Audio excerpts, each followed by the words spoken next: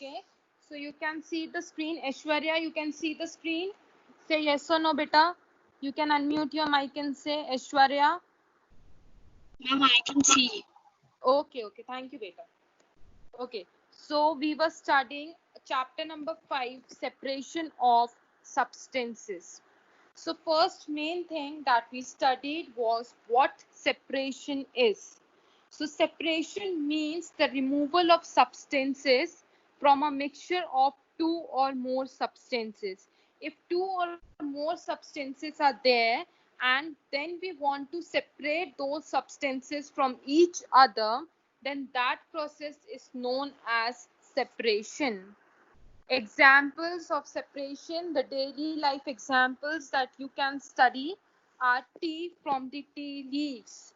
When you prepare tea, then you strain out the tea, okay, and then the tea leaves and the tea is separated. So this is the example of separation. Next is peanuts from poha.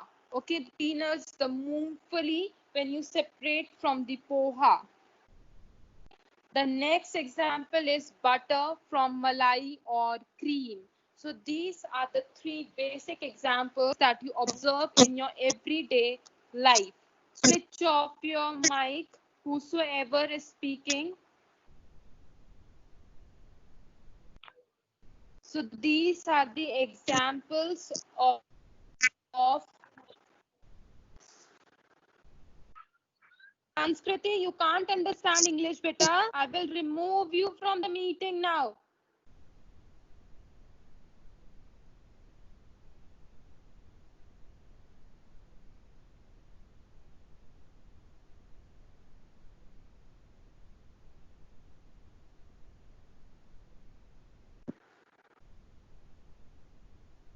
Okay, so these are the three basic examples of separation. See, you can see how tea is separated from tea leaves. So this is one of the example of separation. Tea leaves are separated from tea, or tea is separated from tea leaves. You use the strainer and then you strain out the in the cup, and the tea leaves remain in that strainer, or you call it in Hindi as channi. Okay. The next example is peanuts are separated from poha. You can see the image of poha and you can see the peanuts also. And in the side also you can see one bowl of peanuts kept. So you can separate out the peanuts from the poha. So this is also one of the example of separation. Sneha, you can see the screen. Sneha, say yes or no, beta. Yes, ma'am. You can see the screen clearly. Sneha. Yes, ma'am. Yes, ma'am. Okay, okay. Thank you, beta. Thank you. So this is the example, second example of separation that you observe in everyday life. Next, you can see churning of milk to form butter, or so this is the process by which we churn out the milk, and that from that milk butter or makhan is obtained. So this is the third example of separation that we observe in our day-to-day life. So this all things I explained you in the previous class also, so this is just the revision of that. Next is, why do we need separation? Why we need to separate out things? First is to separate two different but useful components. We need separation to separate two useful components, like peanut is also useful and poha is also useful. We need to separate out if we don't like eating the peanuts. The next is to remove non-useful components. Tea leaves, they are the non-useful components, so that they are separated from that tea. Next is to remove impurities. When you take out the stones from the rice, this means that you are removing the impurities. So these three are the basic reasons we need. This is why we need separation. Next is the methods of separation. So these four methods we have studied already. First is hand picking, next is threshing, third one is winnowing, and the fourth one is sieving. These methods we have studied already in our previous classes. So today we will start with the other methods of separation, that is sedimentation, decantation, filtration. These three methods we will study today: sedimentation, decantation, and filtration. The next two methods also we will study. These are evaporation and condensation. So we are left with 5 more methods of separation, that are sedimentation, decantation, filtration, evaporation, and condensation. So these methods we will study today. So first is what sedimentation is. The process in which the particles settle down at the bottom of the body of the water, that is called as sedimentation. See, the heavier components, they settle at the bottom of the water. That process is known as sedimentation. And it is very quick method of separating a mixture of liquid and undissolved solid. The solid which don't dissolve in water, that is insoluble in water, these solids, they settle down at the bottom of the water. That process is known as sedimentation. Next is the solid matter which settles down at the bottom of the liquid, that is known as sediment. That is known as sediment. And the deposition of solid matter at the bottom means the solid matter, the sediment that is settling down. Okay, that process is known as sedimentation. And after the process of sedimentation, we get two layers. The upper one is the clear liquid and the lower layer is of sediment. The most common example that you will see of sedimentation is water. If you dissolve sand in water, okay, sand, reta ko agar if you are dissolving in water, and if you leave that glass or that container for some time, after some time you will see that the sand will settle down at the bottom of the water and the clear liquid will form the upper layer. So that process is known as sedimentation. You can see in this picture carefully that the first beaker, we have dissolved the insoluble impurities. We will take the example of water and sand. Sand is insoluble in water. And when you will leave that sand and water for some time, after some time that sand will settle down at the bottom of the water and clear liquid will form the upper layer. So this is what sedimentation is. So the heavier components that are insoluble, they settle down at the bottom of the water and that is known as sedimentation. So this was the first method of separation that we studied today. Now the next method that we will study is decantation, and it is the simplest and the quickest method. and it is used to separate an insoluble solid from liquid. Now, after the sedimentation, the insoluble solid has settled down at the bottom of the water. And now what we have to do is we have to remove the clear water and that insoluble sand that has been settled down. So for this we use decantation. Am I audible, Aishwarya? Am I audible clearly? Yes, So ma'am. yes, you can see the screen clearly. Ma'am, I can see. Okay, thank you, beta, thank you.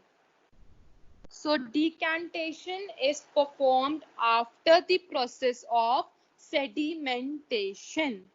In sedimentation, the sand has settled down at the bottom and the clear water has formed the upper layer.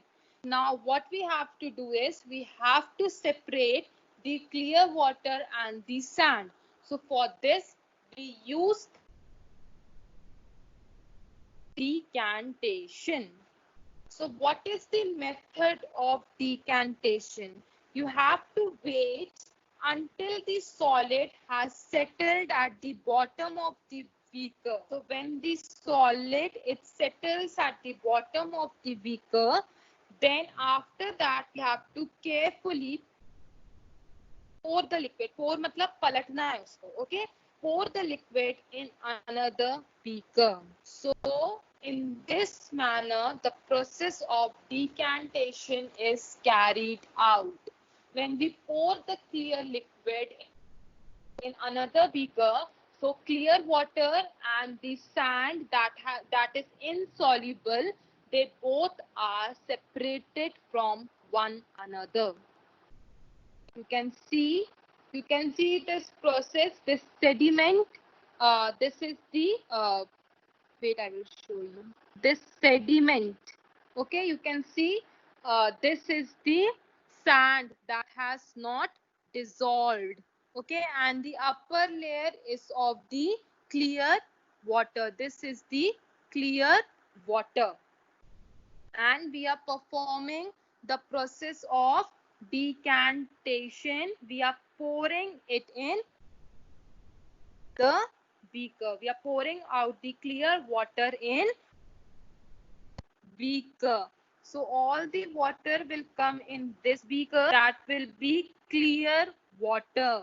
You can see water, and this sediment, you can see yellow color, this sediment will remain in that beaker. So by this process we can separate out the insoluble solid and the clear water or any liquid. You can see it is the process by which mixture of water and sand is separated. So this was the second method that we studied today. Now the next is filtration. The next method is filtration. Now it is the method for separating insoluble solid from liquid. See, when a mixture of sand and water is filtered, so one process that we can do is decantation, and the another process that we can perform is filtration. In filtration, we have to use filter paper. We have to use filter paper. All the sand, it will remain in the filter paper and the water will pass through that filter paper. So both sand and water will be filtered, like you use the filter in your homes for clearing the water, for purifying the water. It works in the same manner. Now the example, the most common example is making of tea. While preparing the tea, a filter or a sieve is used. Just now I showed you how tea is filtered. So from that sieve, the liquid tea, it is filtered and all the tea leaves will remain on the surface of the sieve. So this is the example of filtration. Most common example is making tea. So the liquid, it will be obtained after filtration. Okay, the liquid tea will be obtained after filtration. You can see tea is separated from tea leaves. This is the process of filtration. This is the sieve that we are using. It is sieve that we are using, and you can see in this cup what will happen. Pure. Ma'am, process isn't called sieving. No, beta, it is filtration. It can be sieving also because we are using sieve for that. It comes in both the process. Okay, in both the methods we use this manner. In sieving also and in filtration also. Okay, in this cup what will happen? This pure tea will be obtained, and this you can see in this sieve what is there? Tea leaves are there. Tea leaves are there in this, and this tea leaves is the insoluble solid, and the pure tea will come in the cup that will be clear liquid. So this is the example of filtration. Now next, this you can see, this is the actual process of filtration. We are using this funnel. We are using this funnel that you call in Hindi as kuppi. Okay, and we are using this blue color. You can see this is the filter paper. This is the filter paper that we are using. And when you pass the mixture of water and sand through this filter paper, this solid residue is sand. It is sand, and it will remain in the filter paper, and this you can see it is the clear liquid that you obtain. It is clear liquid that you will obtain. So this is the process of filtration. The solid particles will remain in the filter paper, and the clear liquid will move in another beaker. So this is what the process of filtration is. Now the next method that we will study is evaporation. The process of evaporation. So first thing that you have to study is what evaporation is. So when liquid, it converts into gas or vapor when heated.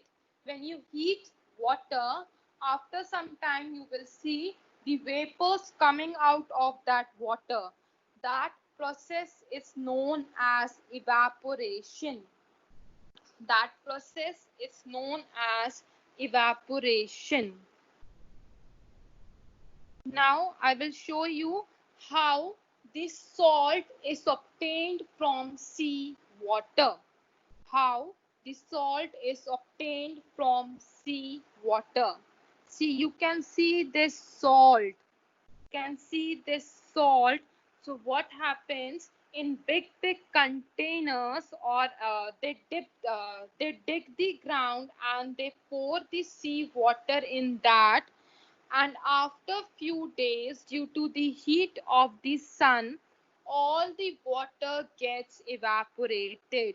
It gets evaporated, and this salt is left. This salt is left. So obtaining salt from sea water, it is done by the process of evaporation. They dig the pits. Pits मतलब गड्ढे खोदते हैं. Okay, then they pour the water in that, and due to the heat of the sunlight, the water converts into water vapor by the process of evaporation, and after few days only this solid salt is left behind. So this is the another method of separation, and we use this method for obtaining salt from sea water. You all know that sea water, it contains salt, and we need to separate that salt from the sea water, that salt that we use in our everyday life. So by the process of evaporation, this salt is obtained, and this salt is purified, and then that we use in our homes in the process of cooking.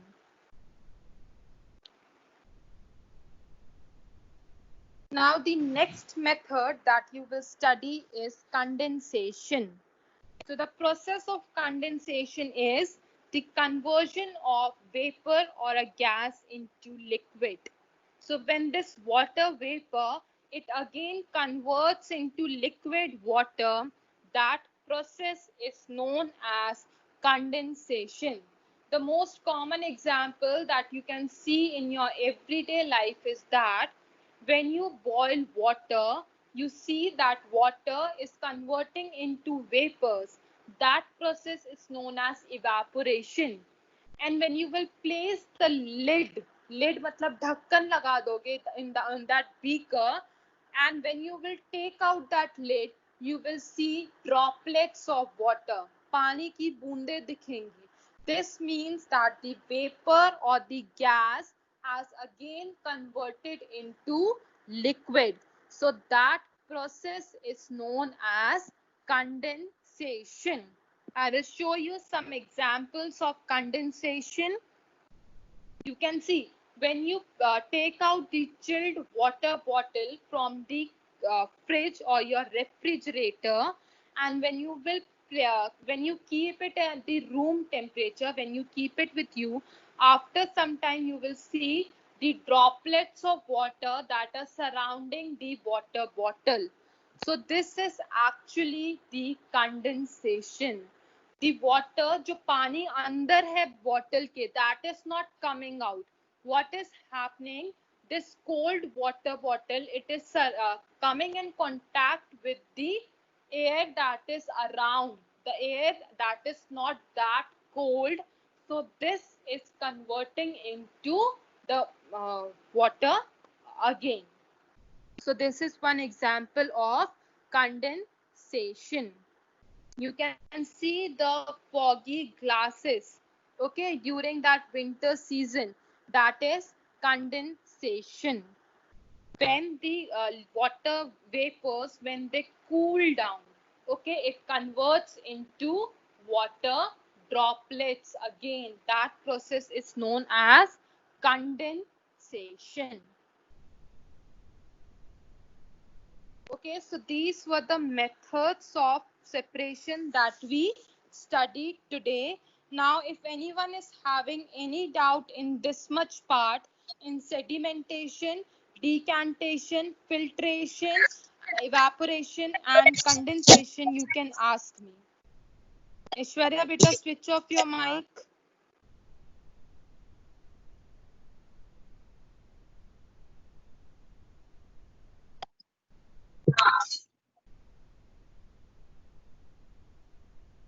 बेटा भावना बेटा, that is one kind of, वो बोलते ना उसको,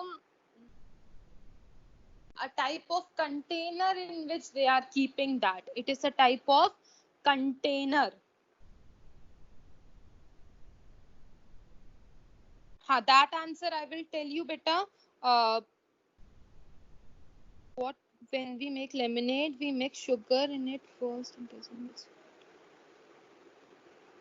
No, it will not be called as sedimentation because it is dissolving in that. Aishwarya beta, if you mix the sugar in lemonade, that sugar it first doesn't dissolve and after some time it dissolves. That is not sedimentation. The particles that are not soluble at all, okay, they don't dissolve in water, only that process is known as sedimentation. All are requested to switch off their mics. Bhavna.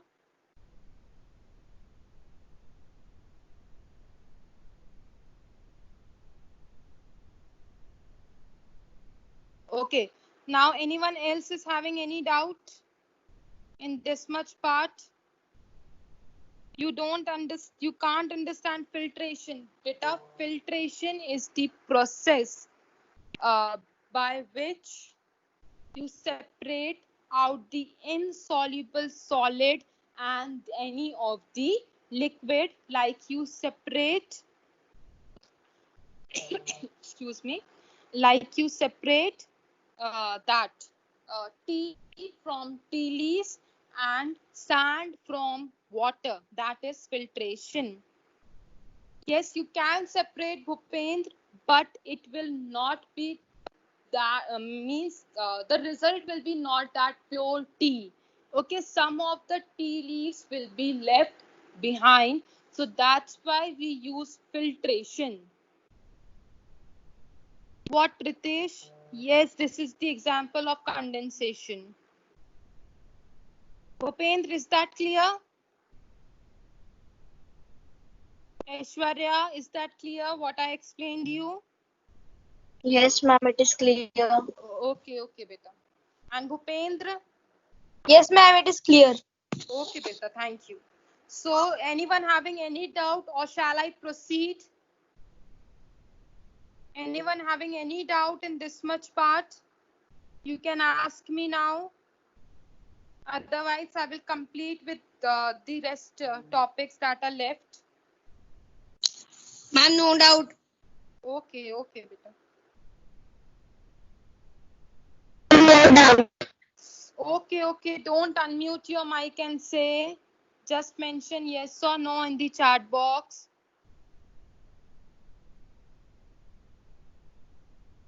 Okay. So I think so no one is having any doubt. So I will start with the next topic. So can water dissolve any amount of substance? Just now Aishwarya asked one question that, ma'am, when we mix sugar in that lemonade, means the lemon juice, at first we are not able to dissolve that, and after some time it gets dissolved. So there is limit of dissolving. Water can only dissolve up to a certain limit. So according to that, the solutions are divided into two categories. One is saturated solution and the another one is unsaturated solution. See, the first basic thing that you have to study is that when you prepare any juice, okay, when you prepare any juice, if you mix the sugar in ice cold chilled water, then you will find difficulty in dissolving that sugar. But other than that, if you will take the normal water that is not kept in refrigerator, and when you will try mixing it, you can dissolve it much easily. But the third step is, if you heat that solution and when you will dissolve, you can dissolve any substance in much more amount. So when the temperature increases, any of the substance can be dissolved in much more quantity. So the solutions are of two types. One is saturated solution and the another one is unsaturated solution. See, saturated solution is what?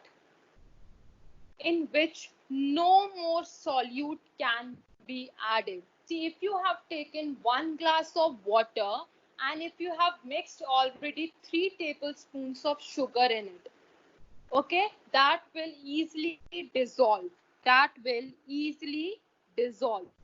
But now if you are adding 3 more spoons of sugar in that 1 glass of water, then that sugar will not dissolve. It will settle down at the bottom of the water. You can see here the sugar particles are settling down at the bottom. You can see clearly they are settling down at the bottom, means that the solution has turned into saturated solution, means no more substance can be added to that solution. So when we are not able to add any more amount of sugar, salt or any of the substance, and that solution is known as saturated solution. And on the other hand, unsaturated solution is that can dissolve more solute in it. Okay, more amount of solute can be added in that solution. Now if you have taken 1 glass of water and you just have added 1 tablespoon of sugar in it, so now you can add more amount of sugar to that solution. So that solution is known as unsaturated solution. So how you can define saturated and unsaturated solution? The saturated solution is that solution in which no more solute dissolves. You cannot add more amount of solute to that solution, means that solution is saturated solution. And on the other hand, unsaturated solution is that solution in which more amount of solute can be dissolved. You can add more amount of substances in that solution. That solution is known as unsaturated solution. So this is what saturated and unsaturated solution is. You can see this is saturated solute and this is the solvent. You can see now as the person is adding more amount of solute and the solution is actually saturated. Here you can see all the sugar is settling down at the bottom. All the sugar is settling down at the bottom. This shows that the solution has turned into saturated solution, means no more solute can be added to that solution. You don't need to add any amount of sugar or salt in that solvent. So this was chapter number 5. We completed with chapter number 5 today. We studied about the various methods of separation that we can use in our everyday life.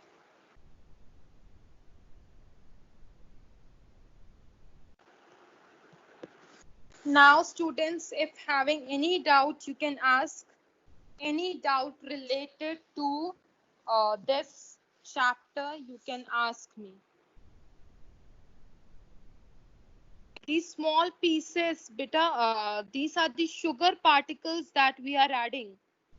These are, Bhavna, they are the sugar particles. Filter paper, it is the special type of paper that is used in the process of filtration. Filter paper is special type of paper that you use in the process of filtration.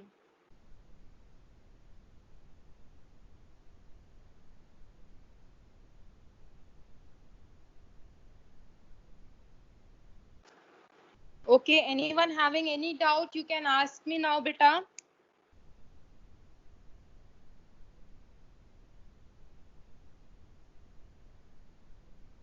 I'm giving you 2 minutes more.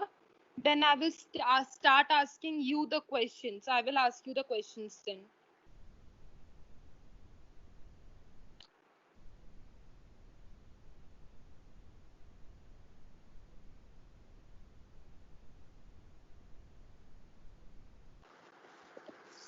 I'm giving you 2 more minutes. Then I will start asking you the questions.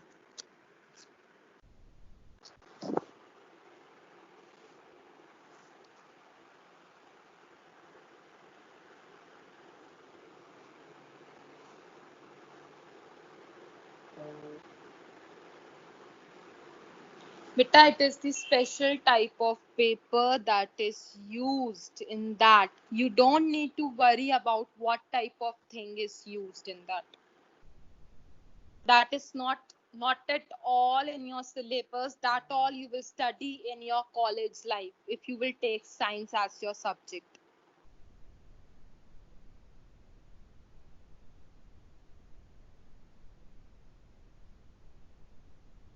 Okay, so now